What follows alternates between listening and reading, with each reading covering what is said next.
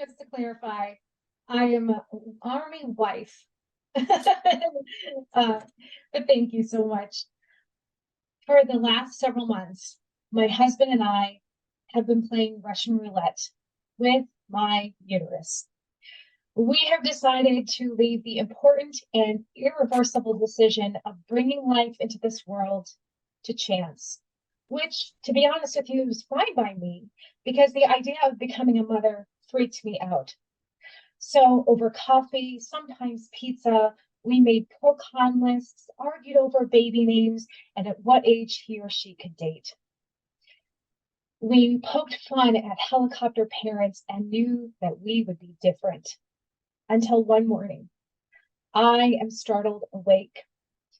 I just had the most vivid dream I've ever had that I was a mother. It feels so real to me that I shuffle to the bathroom, dig my hand in our linen closet until I pull out a pink and white box wrapped in cellophane. Minutes later, I am staring at two solid lines and the words pregnant in black bold letters. Holy crap.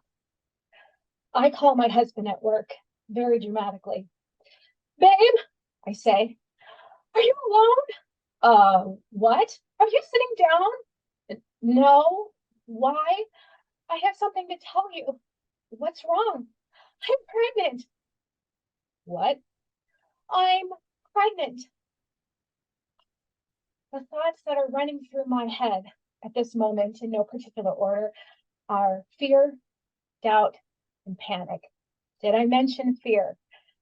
I don't know how to do this. I don't know how to be a mom. What was I thinking? In all of our talks of fate and, oh, let's just see what happens, I didn't consider that it actually could. And then I think about birth. Oh my gosh, I have to give birth.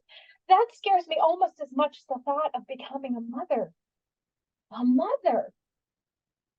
And then I think about my mother, my strong mother, and the stories that I have heard most of my life about her giving birth to my siblings and I. She had four babies naturally, the way that God intended it to be, without any drugs. And right then and there, I decide if she can do it, I can do it too. I am going to have the most perfect natural birth.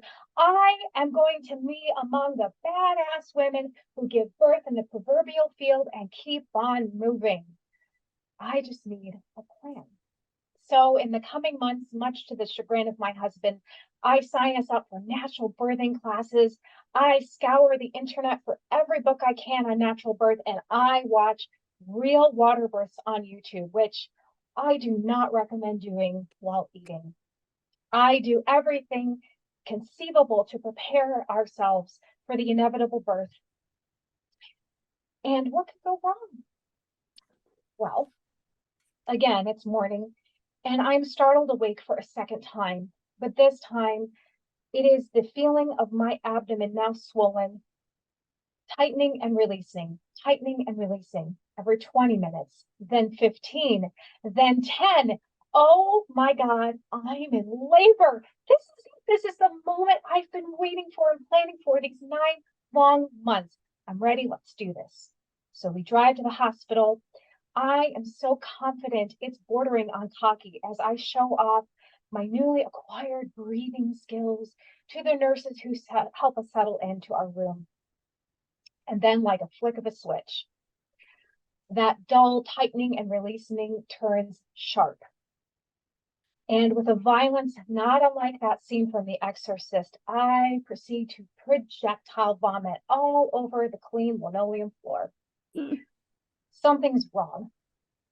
My midwife, Lauren, comes into our room to check on me. And while she's digging around down there, she says a little too cheerfully, "Oh, honey, the baby's sunny side up. This is back labor." Back labor. Excuse me, back labor. No. This was not part of my plan. Back labor, for those of you who haven't had the pleasure, is when the back of your baby's head, the hardest part of their skull, is pressing into your spine with every contraction, causing you excruciating pain. So we do everything in the playbook to help this baby turn. I am on all fours, dutifully rocking while my midwife, Lauren, is in my ear murmuring, "You got this, mama, you got this." With every painful contraction, I lean, I sway, I rumble with oohs and ohs through it all. 18 hours go by. This baby has not budged.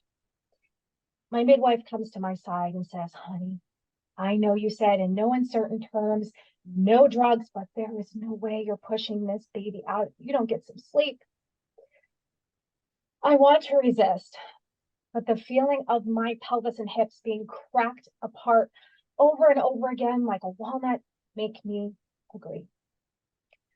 I lean my full body weight onto my husband and accept the drug into my spine. This is not badass. This is giving in.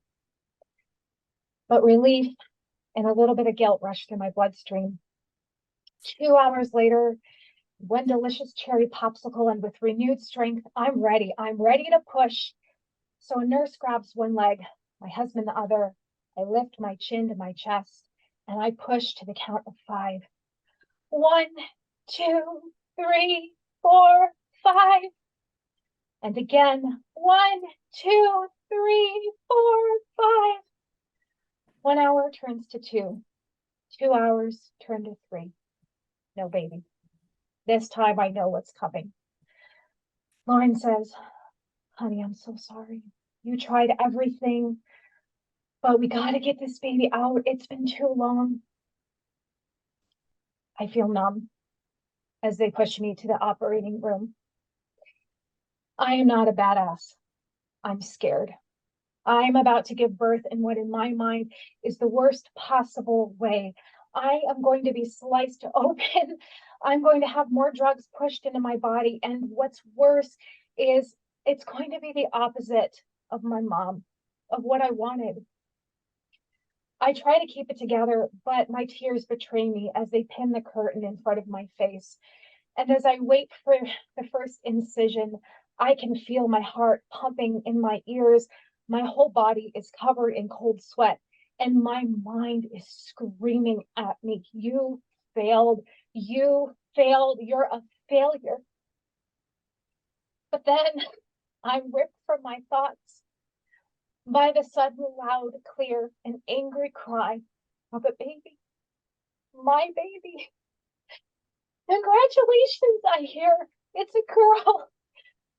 And they bring her wrapped up in a tiny pink blanket to my side. And at that very moment, I realize nothing matters.